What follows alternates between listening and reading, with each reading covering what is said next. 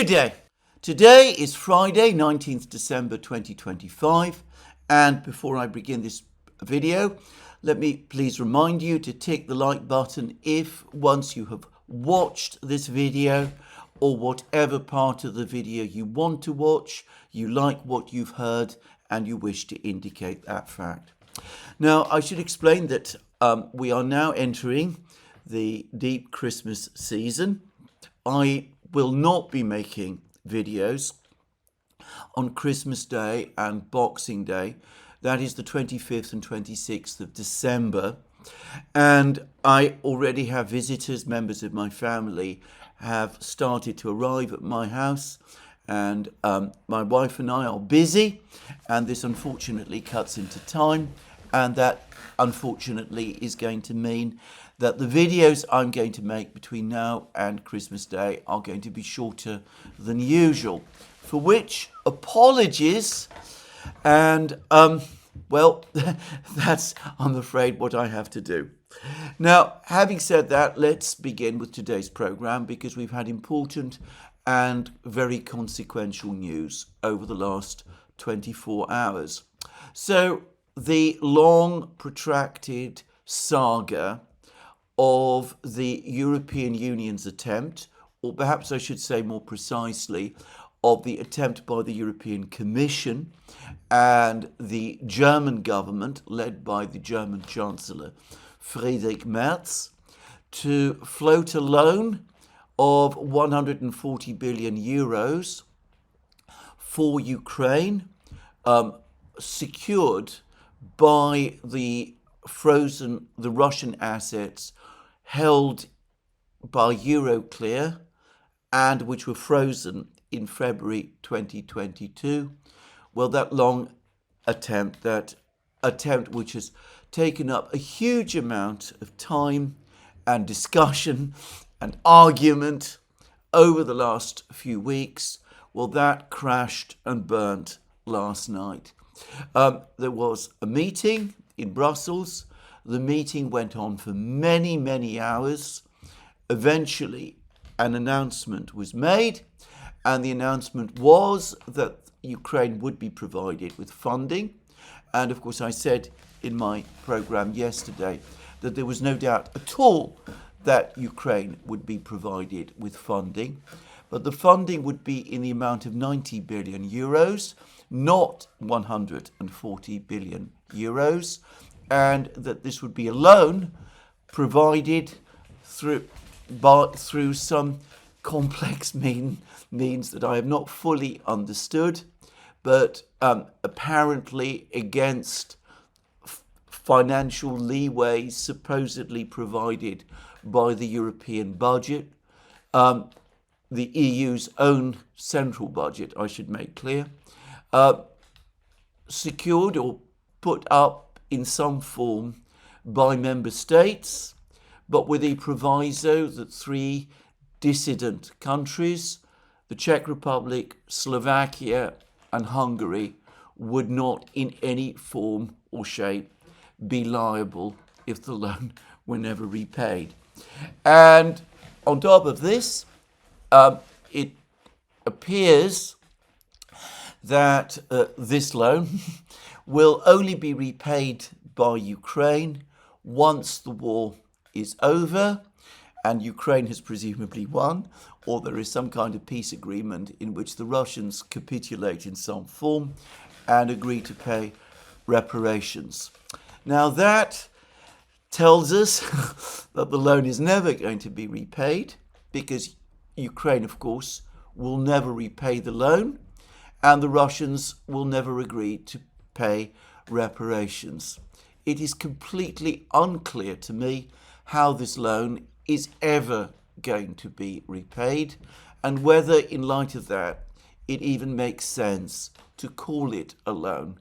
Rather, it seems to me that what we have is some kind of debt, presumably going to be floated on the international markets, which is going to be covered by the various European states, minus Hungary, Slovakia, and the Czech Republic, and the entire burden of which will therefore fall upon European taxpayers.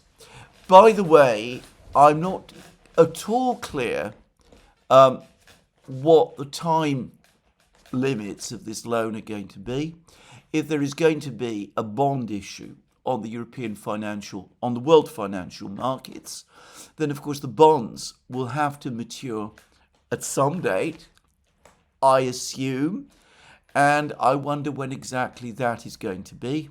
And of course that is the moment when all of these European countries and their taxpayers, minus Hungary, Slovakia and the Czech Republic, are going to have to come up with the money to pay the capital.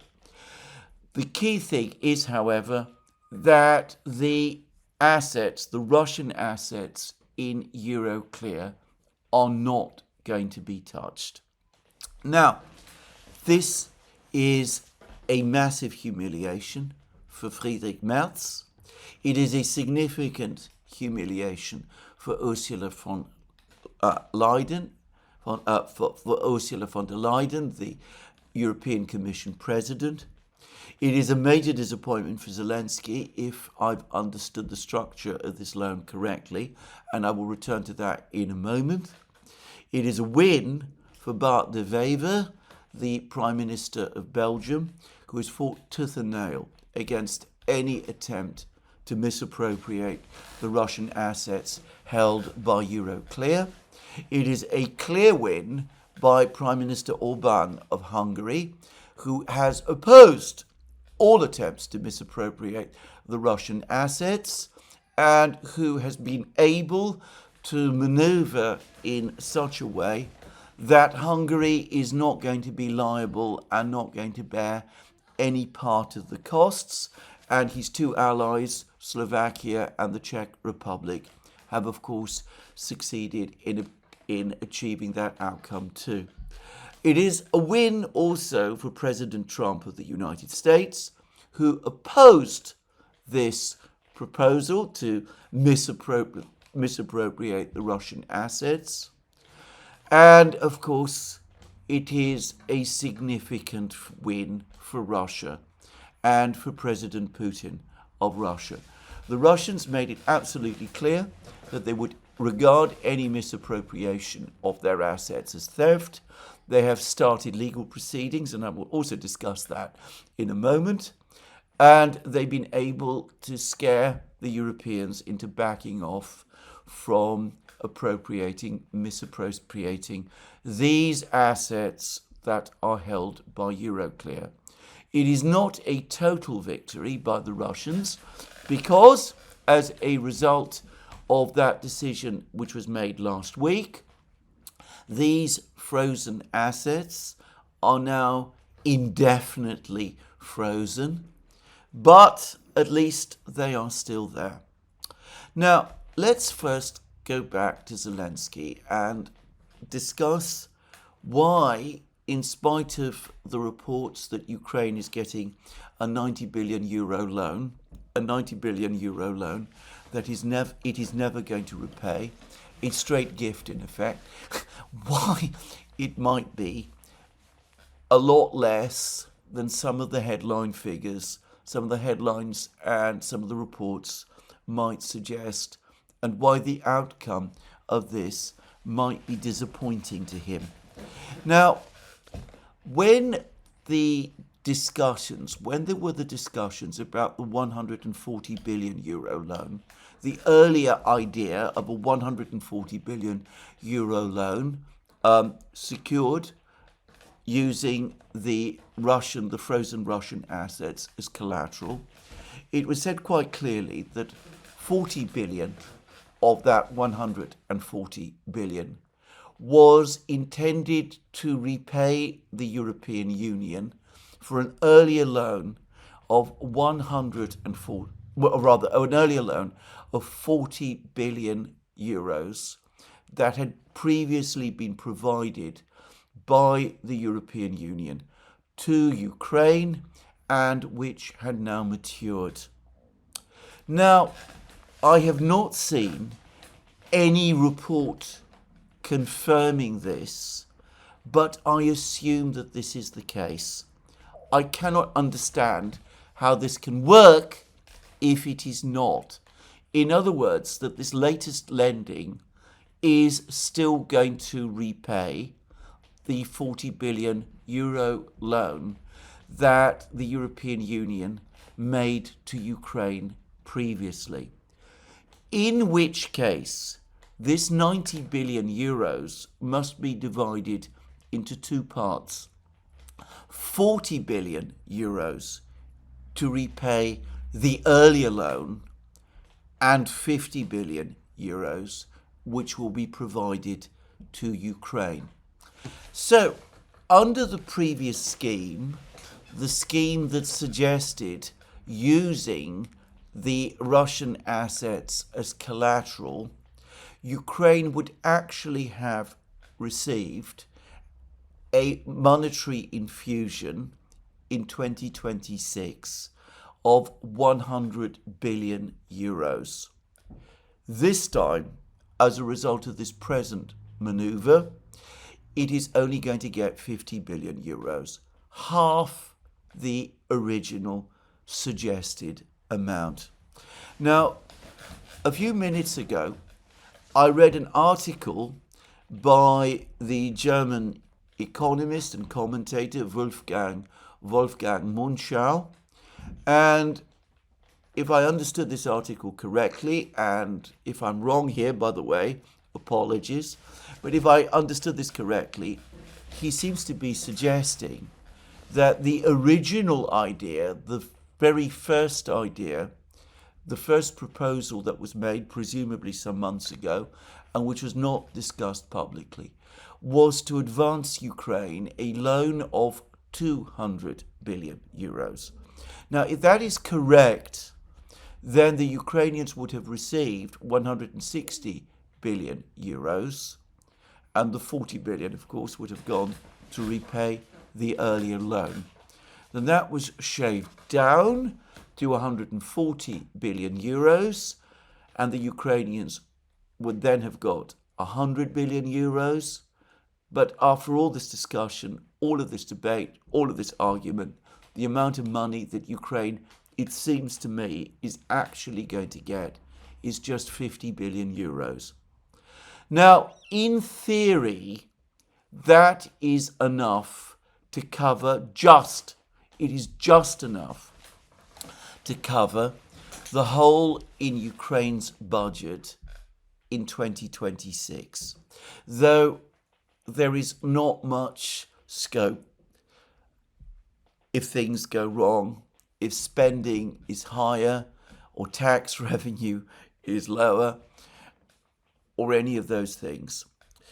But remember the previous proposals, the 140 billion euro proposal, and perhaps, if Wolfgang Munchau is correct, the 200 billion euro proposal, was to cover Ukraine's costs for 2 years. So already we see that Ukraine is only getting money for 2026. But this is where, of course, it gets worse, because I've already said that even if Ukraine had received 100 billion euros under the previous scheme, I doubted very much that it would last until the summer. I doubt that this 50 billion euros will even get to the summer. At some point in the next few months, Ukraine, Zelensky, are going to have to come back for more. The 50 billion euros, which I believe Ukraine is going to get, probably in January, will cover the immediate costs of the Ukrainian budget, will plug the holes in the budget, but those holes are getting bigger all the time, and they're going to continue to do so. And my guess is that by June, thereabouts, we're going to see that the European Union and Ukraine are going to be in exactly the same situation as the one that they have faced over the last few weeks. Far from this covering Ukraine for the whole of the next 2 years, or even for the next year, this is going to fall well short of that. And bear in mind that there are now significant problems, because one of the reasons why the proposal was originally made to float a loan using the Russian assets as collateral was precisely because the European Union was finding it more and more difficult to raise funds. Chancellor Merz, the person who has claimed that he was the originator of this proposal, of the original proposal to misappropriate the Russian funds in Euroclear and to use them as collateral. Anyway, he actually wrote a whole article to that effect, by the way, in the Financial Times. Anyway, Merz specifically ruled out joint lending, which the current proposal appears to be. And we were told just a couple of days ago that there was no plan B. It was either floating the loan using the Russian assets as collateral, or it was nothing. And, well, bear in mind that this latest loan is supposed to be secured in some way, which I admit I don't understand, against the European Union's own budget, supposedly space created within the European Union's budget. I presume that means money in the budget that the European Union hasn't spent, though I think it is inconceivable that it won't spend that money at some point. Just saying. But anyway, that's the theory of this. But, well, one way or another, if one follows the logic of the decision which has just been made, that space in the budget, if it exists at all, has now presumably been used up to advance this loan, this 90 billion loan, which is being made to Ukraine. So something has been used up, then presumably, it can't be used again. Well, of course, the reality is that the European Union can always engage in the usual accounting magic. They might claim that they aren't actually spending quite as much as they'd imagined and that there is more space in the budget. But at some point, this is going to start to strain credulity, and one wonders what the markets, the international financial markets, are going to make of that. And if we're talking about the member states, well, it seems to me that at some point, if funding of Ukraine is going to continue beyond the point of this present loan, which, as I said, I suspect is going to run out sometime in the early summer. Well, if that is so, then if they want to keep funding Ukraine, they will have no option but to dip into their own funds, something which is proving increasingly unpopular, or go all out for Euro bonds with a German guarantee behind those Euro bonds, which is what Friedrich Merz has up to now consistently set his face against, and which is deeply unpopular in Germany. I wonder whether that is politically possible. Bear in mind, the entire maneuver to use the Russian assets as collateral was floated by Merz in order to avoid exactly that eventuality. So, Ukraine getting a lot less than it had been led to expect. The European Union taking on liabilities, which will eventually be passed on to the member states. Germany creeping forward slowly towards Eurobonds, unless there is a taxpayers' revolt in Germany or legal action in the German federal courts, which is, by the way, completely possible, to put a brake on all of that on the grounds that doing so is illegal, which, as I've said already, I personally think it is. So, anyway, a very messy outcome altogether, and one which makes very little makes no financial sense at all. As I discussed again in my program yesterday, it makes no sense to borrow money in order to lend money to a bankrupt, and to borrow money, as we see now, well, maybe not against somebody else's money, but against assets, space in the European budget, which perhaps actually does not even exist, just saying.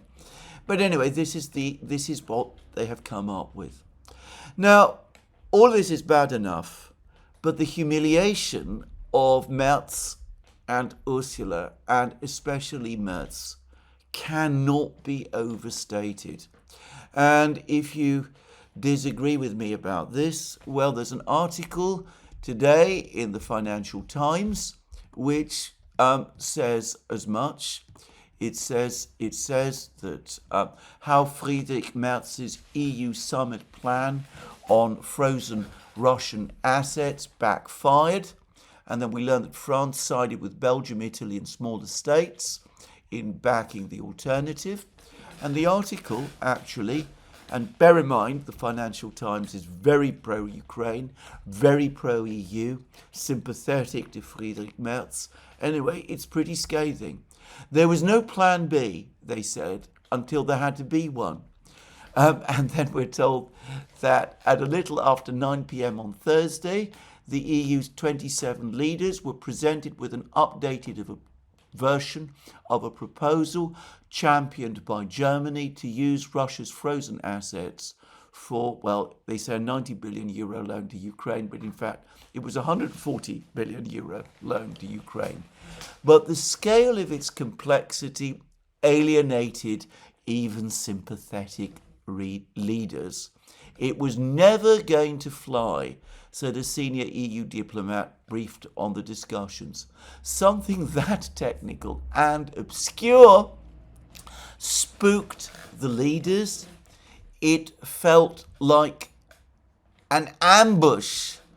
And another EU official, maybe the same EU official, said it was always a little bit of magic to use the assets, and it all became too much.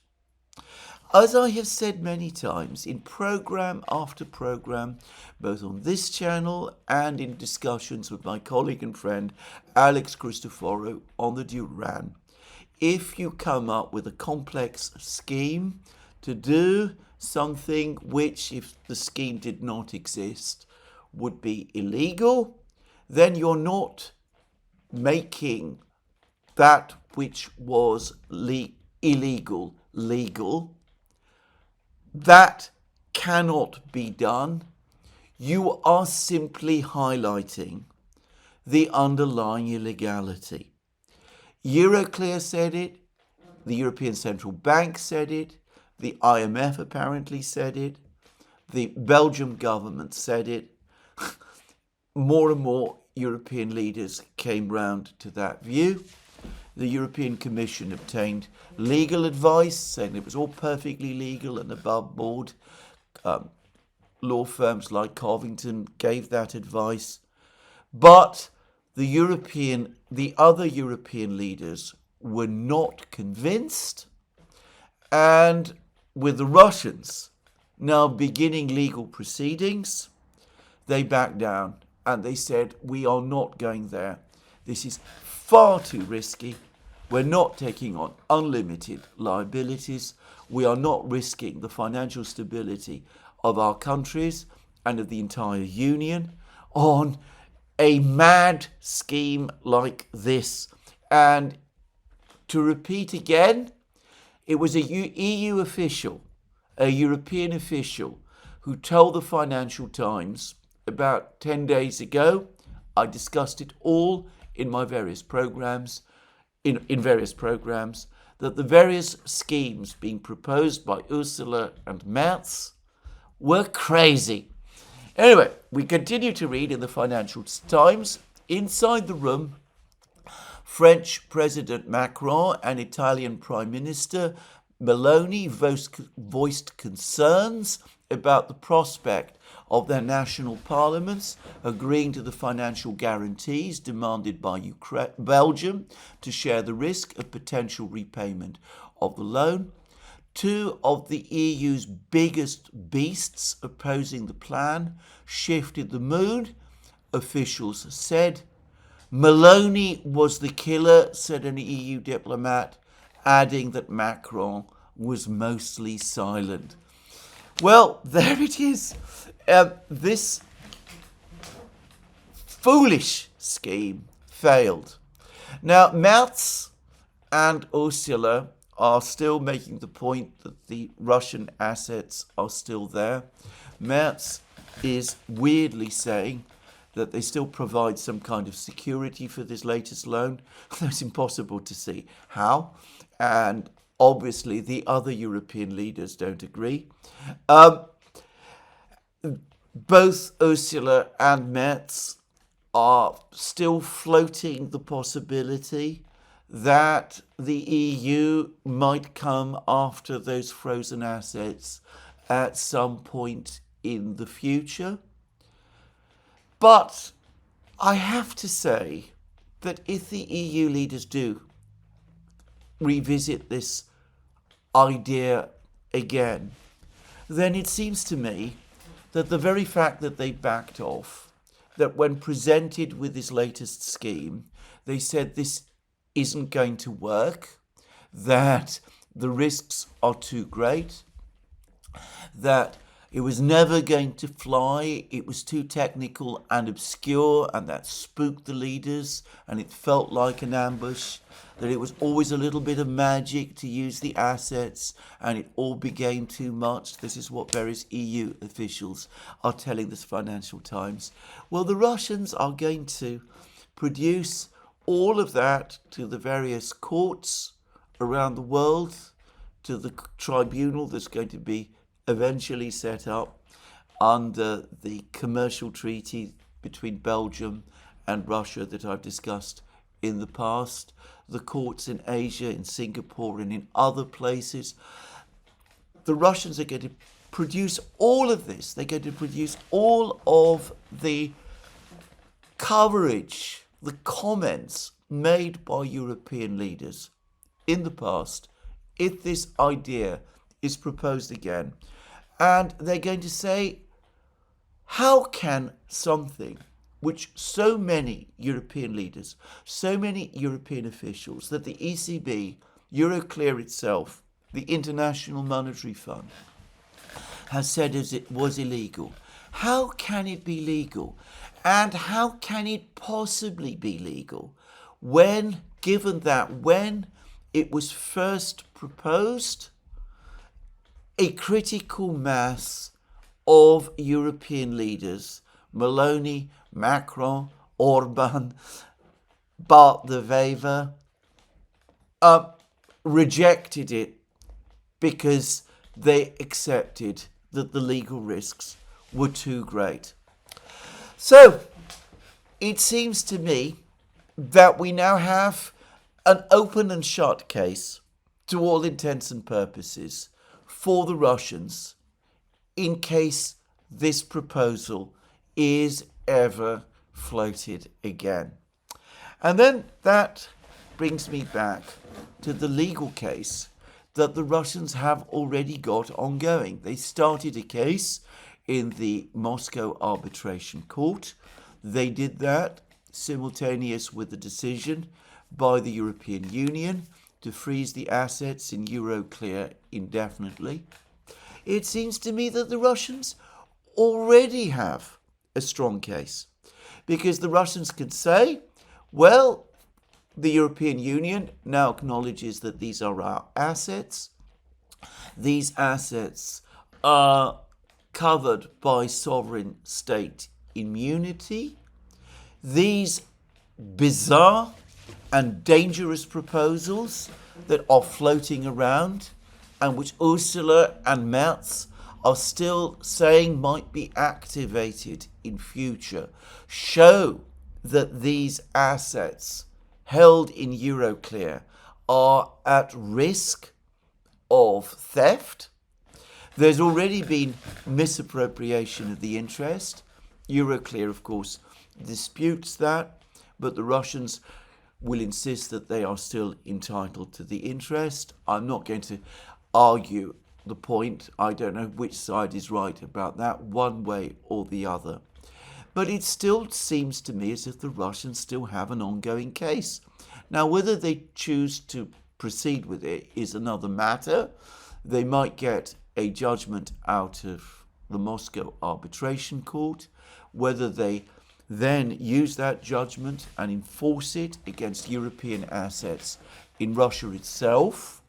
And I've recently learnt that there are about 17 billion euros of assets managed by Euroclear on the territory of Russia. Whether the Russians are going to enforce this judgment, I don't know. But one shouldn't assume that the risk of legal action against the European Union from the Russian side has simply gone away. It is still there in the background. It might be activated at any time. And of course, if there's any move to actually misappropriate the assets, as Ursula and Merz are saying, it undoubtedly will be activated. Now, by any rational measure, this is a particularly bad humiliation, a major political defeat for one individual especially, and that is Friedrich Merz. It's become absolutely clear to me over the last year that Merz is the single most incompetent, bungling, misjudged chancellor that post-war Germany, post-Second World War Germany, has ever produced. This is the man who was supposed to be the great financial wizard. He'd been a successful businessman and lawyer in private life. He'd been presented to the German people as the man who understood finance, and he came up with a scheme like this, a scheme which we had described as crazy, which we're told was never going to fly, that it was too technical and obscure, and that it spooked the leaders. It was always like a little bit like magic, and it all became too much. And yet Merz not only proposed it, but he bragged about the fact that he'd proposed it on the pages of the Financial Times. And he spent hours of time and effort trying to persuade the other European leaders to adopt this plan. And he also undoubtedly reassured the people of Germany, the people within the German coalition, that don't worry, we can continue to fund Ukraine. We're not going to have to pay. The Russians are going to pay. They're going to pay out of the assets which we have frozen in Euroclear, and which, through this clever scheme, we are able to use as collateral. It's impossible to see, for me to see, how he has not come out of this with massive egg on his face. It's not as if things have been going well for Merz recently. Anyway, his party continues to lose ground in elections. The AfD, I believe, is still ahead of his party in the opinion polls. His popularity continues to sink.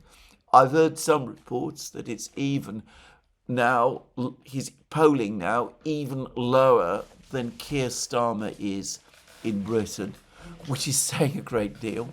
We've had situations where Volkswagen is closing its factory in Dresden. The chemical industry is unhappy. We recently did a program, Alex Christoforou and I, about the rapid deindustrialization in Germany, which Chancellor Merz has ridiculously claimed on President Trump and his tariffs, as if that hadn't already started before President Trump became president and unrolled his tariffs. But anyway, nothing has been going right for Merz, at least nothing that I can see. We saw that there was apparently a rebellion by certain members of his own party when there was the vote to have him confirmed as Chancellor, and that was already seen as a significant embarrassment then. And of course, Germany's highly regarded reputation for fiscal prudence has been going out of the window as he's been spending money and clocking up debt on infrastructure, as he says, and on rearmament. Money, debt, which, however, apparently is increasingly being used to plug holes in Germany's burgeoning welfare budget, a welfare budget, which is burgeoning because the rest of the economy is contracting. So here we have, as I said, the great financial wizard, the man who understands finance, the man who has assured the German people that he's going to find a way to finance the war in Ukraine using Russian money rather than German taxpayers' money. And he's now going to have to come back to Germany and tell people that he's come up with a new scheme, or he's had to agree to a new scheme, in which German taxpayers will have to cover the cost of the latest loan scheme, at least to some extent, after all. It doesn't look good. It looks as if Merz has been, as we like to say in England, too clever by half, and that he has come out of this looking very bad, isolated within the European Council. Even Macron, in the end, apparently abandoned him.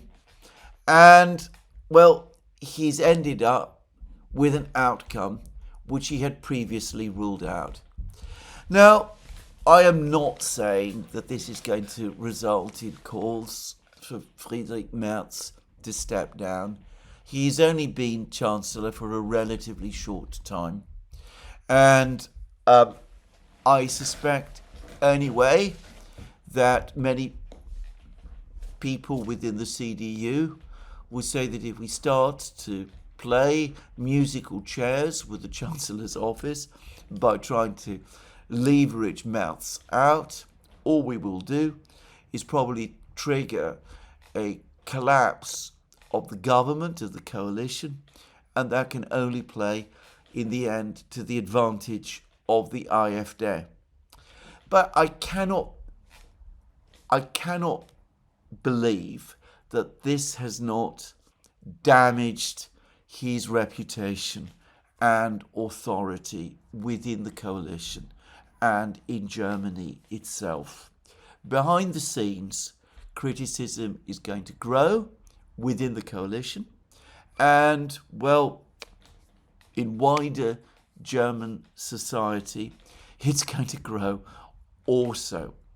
Already you hear many people, many conservative people who support the CDU asking how is it that Germany, which once had a constitutional break on excessive borrowing is now borrowing in the way that Merz is doing.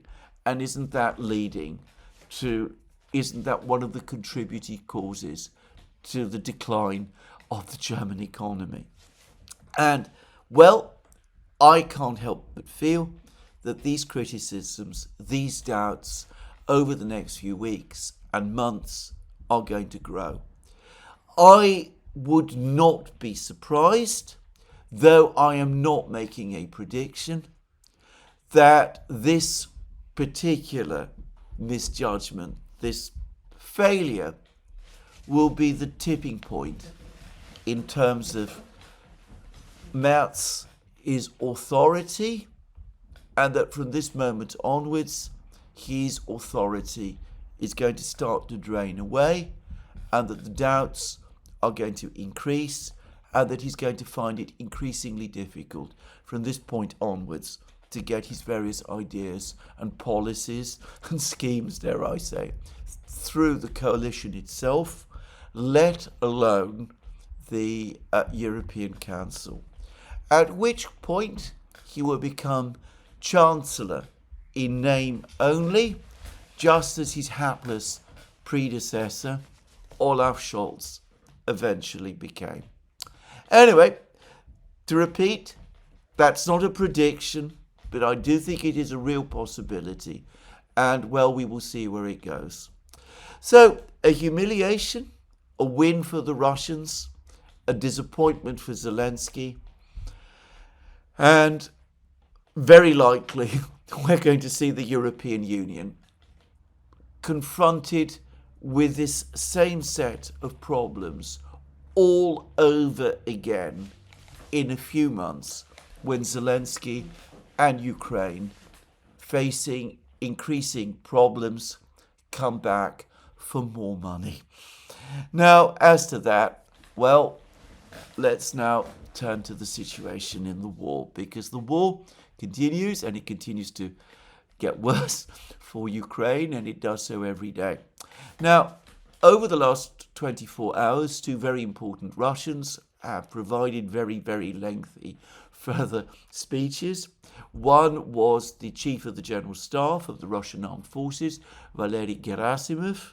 He gave a very lengthy speech to military attaches of embassies in Moscow, in which he outlined the Russian military's overall perspective of the global situation, not just the area of the special military operation.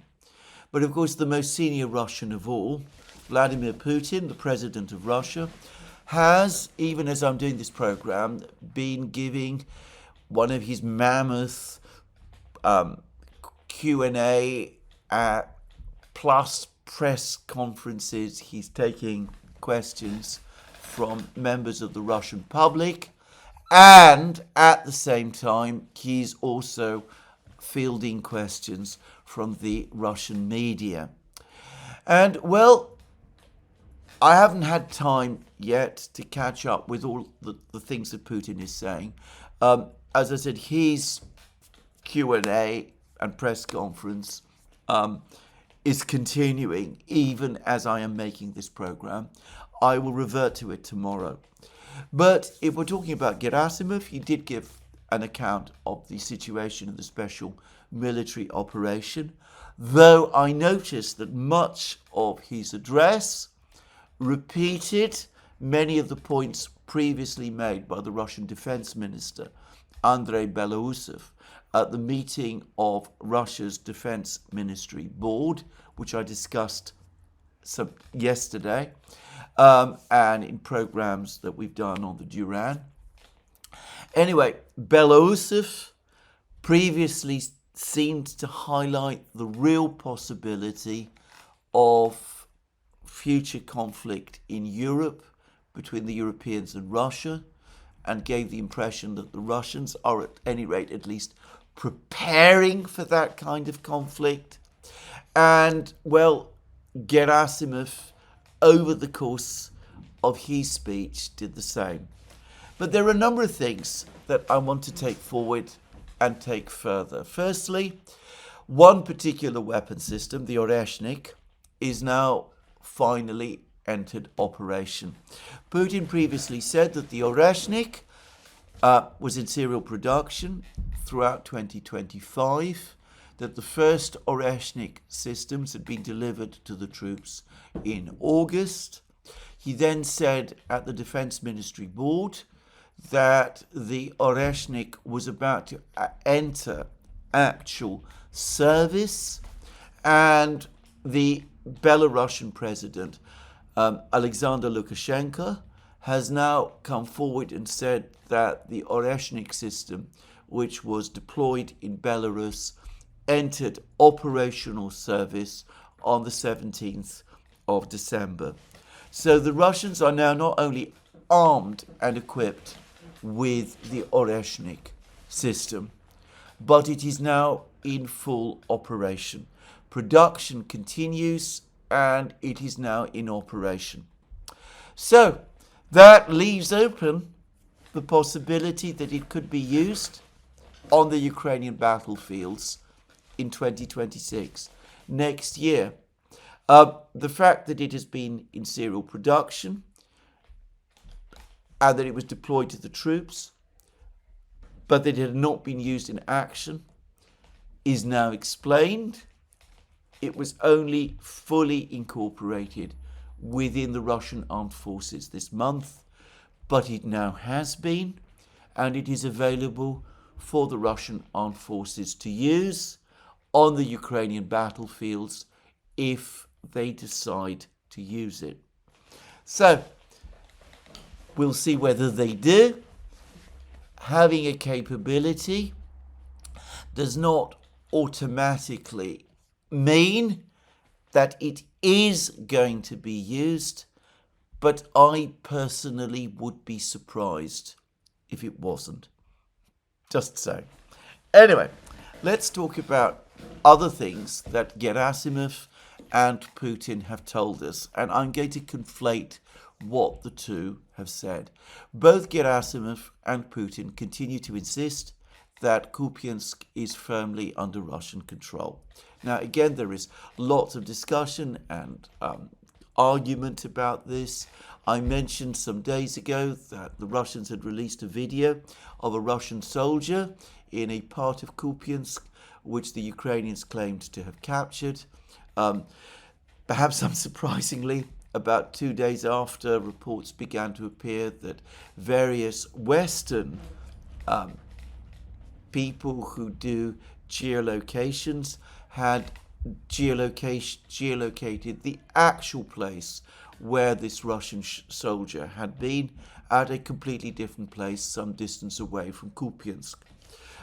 I have to say, I'm far from convinced about this.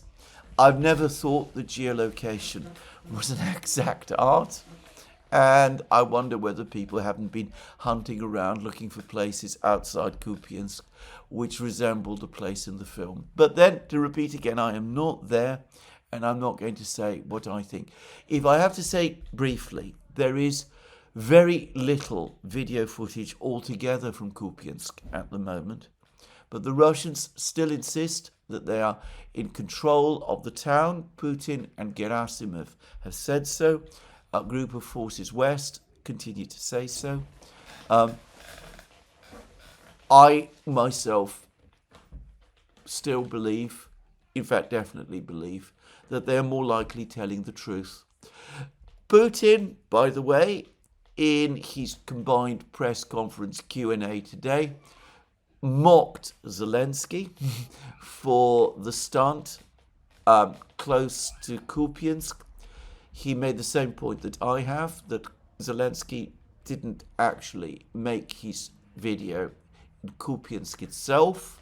He did so a kilometer away from Kupiansk, and he mentioned the fact that Zelensky is a good actor, and well, it was the comments altogether were withering. Putin, the way he put it was this, that there are still Ukrainian troops located on the east bank of the Oskol River, 3,500 of them.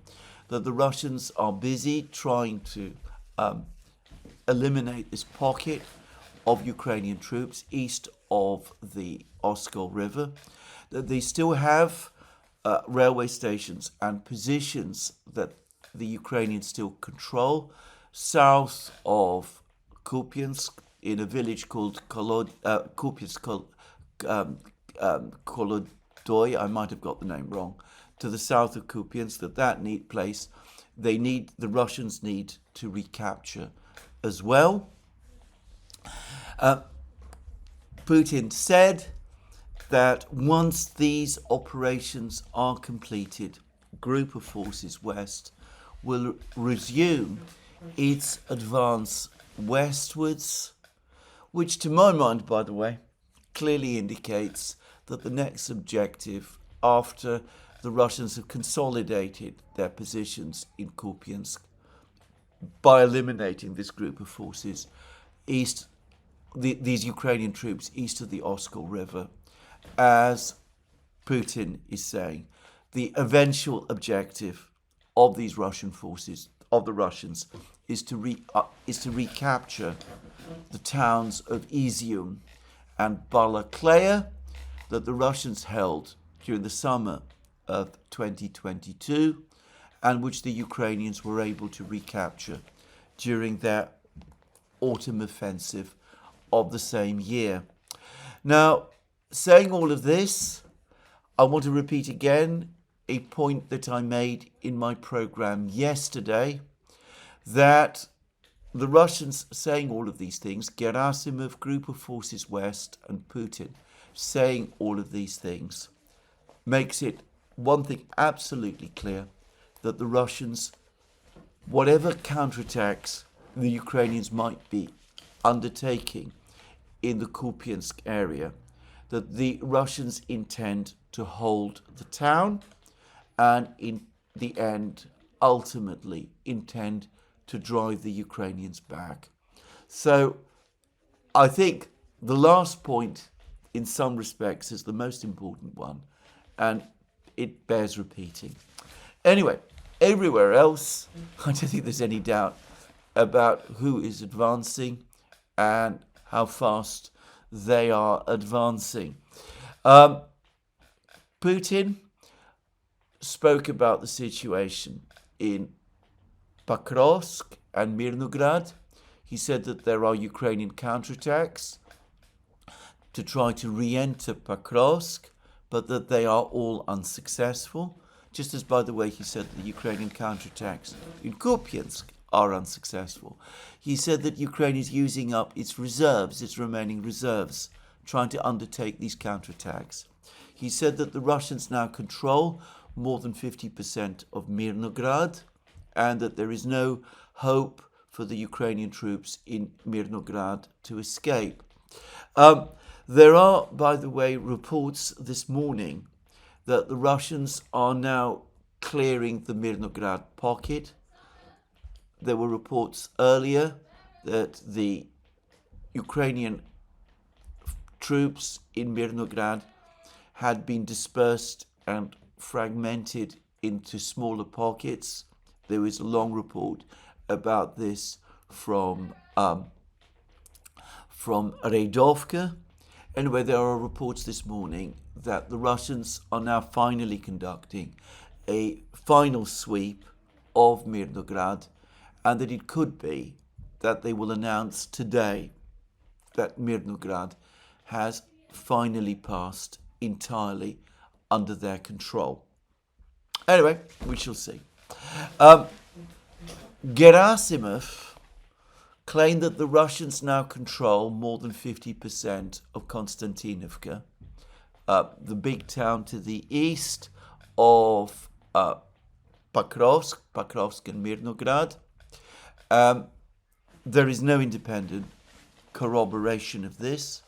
The Russian commander who was in charge of the operations in Mirnograd at a recent conference with Putin said that the Russians expect to control the greater part of Konstantinovka by mid-December. Perhaps they do. To repeat again, I am not there.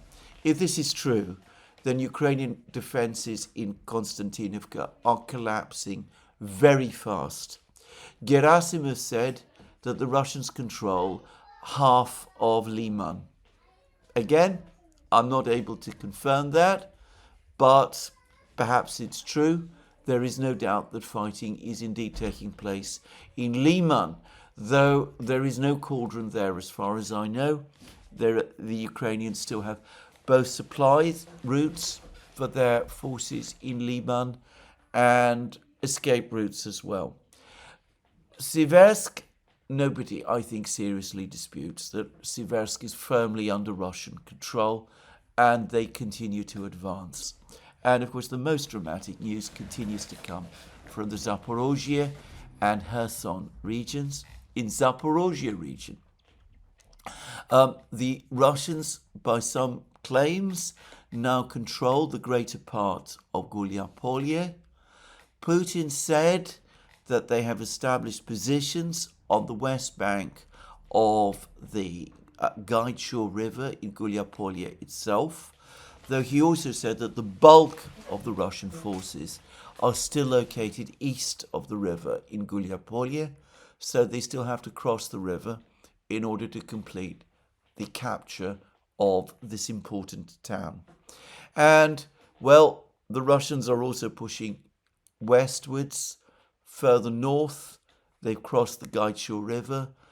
They are now pushing through the various Ukrainian defense lines, and it is clearly an escalating crisis there, and the situation appears to go from bad to worse. Now, in this very same area, The Guardian, the British newspaper The Guardian, did a report.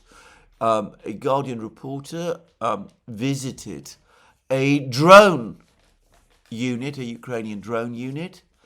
The soldiers of this drone unit in the Zaporozhye region admitted that Ukrainian defenses in Zaporozhye were thin and that the Ukrainians were being pushed back. They said that Ukraine had been forced to commit units to defend positions in Donbass, and that this left a shortage. This had created a shortage of infantry to hold positions in Zaporozhye region. Perhaps the most interesting part of this article, however, was that there was an admission, or rather there was a statement from the journalist, the Guardian journalist, that the Ukrainian drone operators told him that they get paid or supplied more based on the information they provide about the number of Russian soldiers they say they have killed. Now, what the reporter didn't seem to notice, but what was also pointed out to me privately in an email, is that this incentivizes the Ukrainian drone operators to inflate the Russian losses that they are reporting, because they're getting more supplies and perhaps more money based on the numbers of Russian soldiers they say they have killed. Just saying. So it could be one of the many factors that is leading to many people thinking that the Ukrainians are inflicting more losses, much heavier losses on the Russians than they really are. Overall, I have to say this, it looks as if the Ukrainian defenses in Zaporozhye are turning out to be much weaker than anybody had expected. There are reports that the Russians, there was a detailed account of this in Redovka, that the Russians, having supposedly captured Stepnogorsk, though the Russian Defense Ministry and Gerasimov have not said anything of the kind about the situation in Stepnogorsk. But anyway, that the Russians supposedly having either captured or contained or trap the Ukrainian defenders in Stepnogorsk are now starting to press westwards, eastwards rather, towards Oreshov. That Oreshov is facing a pincer movement by the Russians. Anyway, one way or the other, it looks like the situation for the Ukrainians in Stepnogorsk, in Oreshov is deteriorating as well. I personally would not be surprised. In fact, I think it is highly likely that we are heading for a collapse, a total collapse of Ukrainian resistance in the Zaporozhye area. And last but not least, the war in the sky continues, and there is now abundant video footage of the Russians conducting drone attacks on the many bridges, the many Ukrainian bridges, the Ukrainian-controlled bridges in the Odessa area. And I should say that there are many rivers and streams located around Odessa on the land side. And it looks as if what the Russians are trying to do, using drones, is to cut off Ukrainian supplies to Odessa. And Odessa, by the way, has certainly been experiencing a prolonged blackout, just say. And I believe that is still the case. The Russians have been destroying Ukrainian energy facilities around Odessa. But they seem to be working to cut off supplies to Odessa that have to come across these bridges as well.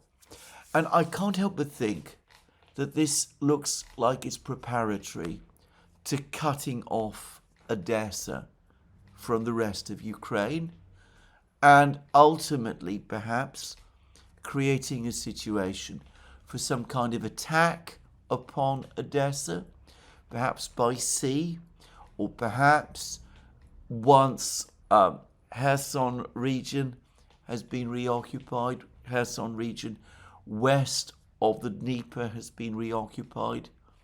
Lots of rumors about what the situation is there. Anyway, I can't help but think that something like that is coming. Now, just to recap, just to finish on this, Putin had a lot more to say. He seemed to me to be quite clear again that the Russian positions remain basically the same as they have always been. He said over the course of his combined press conference and Q&A that the Russian objectives remain the same as they were at the start of the special military operation, and the same as he had set out in his speech to the Russian Foreign Ministry on the 14th of June 2024. In other words, Istanbul Plus. It's absolutely clear now that the Russians retain claims to Zaporozhye and Kherson region.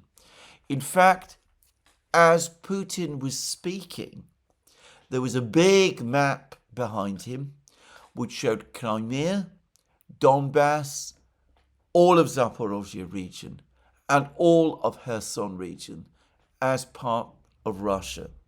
So it doesn't seem to me as if there's been any substantive retreat by the Russians from Istanbul Plus. And though I have not been able to piece together all of the things that Putin said, my overall impression was that he is as implacable, or as consistent, if you prefer, in setting out his position as always. And of course, it's important to remember that Istanbul Plus, with its demand that Zaporozhye and Kherson regions, as well as Donbass, be transferred to Russia and recognized as such, represents a significant hardening of Russian demands, or increase in Russian demands, beyond the Istanbul Agreement that was almost reached in April 2022. And no less a person than Donald Trump appeared to allude to this in comments he made yesterday. He said to the Ukrainians, and he was clearly addressing the Ukrainians, that they need to understand that the more territory the Russians take, the more their demands increase, that Ukraine, therefore, is best advised to make peace and agree to the terms that are being offered now, because if they don't, the Russians will advance further, at which point the Russian demands are going to harden and increase again. Trump is obviously right about this, and for the record, it is a point that the Russians themselves, Lavrov especially, have many times made. People in Europe, the EU, the British, are deaf to all of this, and, well, so I have to say, are the Ukrainians as well. Now, Putin also discussed the state of the Russian economy. He said that inflation is coming down. He said that inflation, the overall rate of inflation this year, is likely to be 5.8%. At least that was my understanding of it. If that is true, that inflation has fallen significantly, and it must be running at less than 4%, given that it was running at around 10% in March. It could be here, however, that I am wrong, and what Putin is talking about is the rate of inflation in December by comparison with the rise in prices this December by comparison with the rate of price growth in December last year. Either way, inflation in Russia is falling significantly. Putin also spoke about how the budget deficit is falling in Russia, will fall next year. And he also said that Russia's current debt to GDP ratio is 17%, which is significantly lower than in the Western economies, obviously, or by the way, than it was just a few years ago. People who believe that Russia is about to run out of money, that Russia cannot sustain the special military operation, all I can say is that they are not looking at the actual facts in the Russian economy, and incidentally, the Russian central bank has cut interest rates again to 16%. It was another 1-point cut, just to say. Now, contrast that with the situation in Germany that I spoke about earlier in this program, with Volkswagen now shutting down factories in Germany itself, in Dresden. Or contrast the situation in Russia with the situation in England, in Britain. Because yesterday I read this utterly astonishing article in the Financial Times. Food production no longer profitable for English farms, says review. Nearly a third of businesses were loss-making last year as rising costs and volatile weather hit household income. And then we go on to read, and this is from the Financial Times, food production is no longer profitable for the average English farm, according to a government-commissioned review into the economic viability of the farming sector. The Farm Profitability Review, led by former National Farmers Union President Minette Batters, found that nearly a third of farms in Great Britain were loss-making last year, with many unable to generate enough income for food production to support a household. And then we go on to read that in many cases, all that's keeping food farms going is state funding.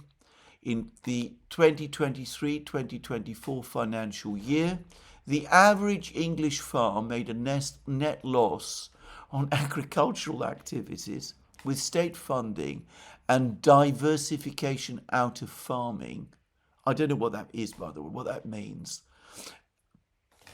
Providing the bulk of an average farm income. As I said, what does diversification out of farming mean? I mean, selling land to build buildings on it? I mean, I just asked the question because I just don't know. But then came the paragraph that really astonished me. Rising input costs such as fuel, fertilizer and animal feed following Russia's invasion of Ukraine, as well as increasingly volatile weather, have battered confidence in the sector, the report found. How lightly and easily it is said, rising input costs such as fuel, fertilizer and animal feed following Russia's invasion of Ukraine have battered confidence in the sector. In other words, the war in Ukraine not only is causing deindustrialization processes in Germany, and by the way, in Britain too, and in other parts of Europe, but it has destroyed, at least this is how I read this article, destroyed the profitability of English farming. Bear in mind that farmers are individuals. The British government intends to hammer them by taking away reliefs they had in paying inheritance tax. This is something that I'm not going to discuss in this program. But anyway, English farmers are having a hard time. And, well, probably there are multiple reasons for this. But we read, as I said in the Financial Times, rising import costs such as fuel, fertilizer and animal feed following Russia's invasion of Ukraine have battered confidence in the sector. Russia, of course, was the world's biggest exporter of fertilizer. So was Belarus, by the way. The Americans have now lifted some of their sanctions on potash exports by Belarus, but the European Union has not done so. So costs, fuel costs, energy costs, fertilizer costs, all connected to the war in Ukraine, and the English farming community is paying the cost of it. And we're told that as a result, they're diversifying out of farming, which, as I said, is unexplained. But it looks as if, even as Germany is deindustrializing, England is, well, I don't know quite how to put it, de-agriculturizing as well. I might be going too far there. I mean, I'm not fully sure. But the article is there in the Financial Times. You can go and read it for yourself, and you can draw your own conclusions and decide what it means. But again, I find it astonishing that words like that, input costs, rising input costs such as fuel, fertilizer and animal feed following Russia's invasion of Ukraine, have battered confidence in the sector, are said so lightly and so in passing. By the way, and just to round off this video, the EU's decision to drop the idea of a loan to Ukraine using the Russian assets as collateral has left Keir Starmer high and dry.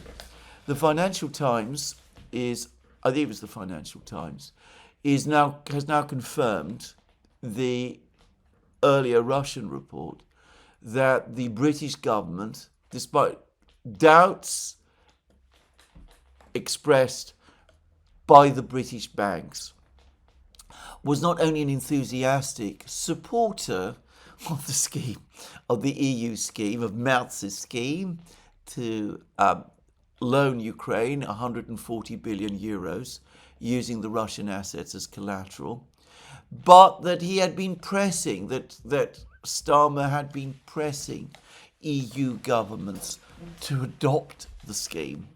So they have basically slammed the door in his face. In some respects, he has much egg on his face over this as Merz has. But beyond that, Starmer himself has been left hanging out to dry, because if the EU had gone ahead with this proposal, Britain would have done the same. There's about £8 billion of frozen Russian state assets in Britain.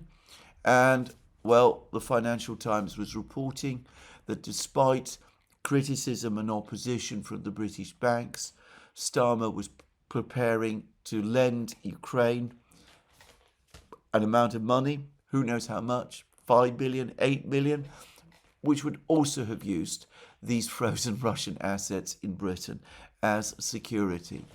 The EU has backed off. I suspect that now Starmer is going to have to back off also. Anyway, there we are. So it's all gone wrong, and the war continues to be lost. At some point, reality is going to break through. I wonder what is going to happen then. I wonder what the finger pointing is. I said that it is inevitable that Zelensky and the Ukrainians are going to come back asking for more money. I think perhaps in June, certainly at some point next year. If by then the Ukrainians have lost Donbass, as it looks like they're likely to, and the Russians are at the gates of Zaporozhye city and on the Dnieper in central Ukraine, how is it going to be possible to persuade European governments, which are already clearly becoming concerned, not to mention European taxpayers, to stomp up more money from Ukraine for Ukraine? Will that be the moment when reality dawns? We'll have to wait and see. Anyway, this is where I finish today's program. Let me remind you again, you can find all our programs on our various platforms, Locals, Rumble and X. You can support our work via Patreon and Subscribestar and by going to our shop. Please don't forget also to check out our Substack site. And last but not least, if you've liked this video, please remember to tick the like button and to check your subscription to this channel. That's me for today. More from me soon. Have a very good day.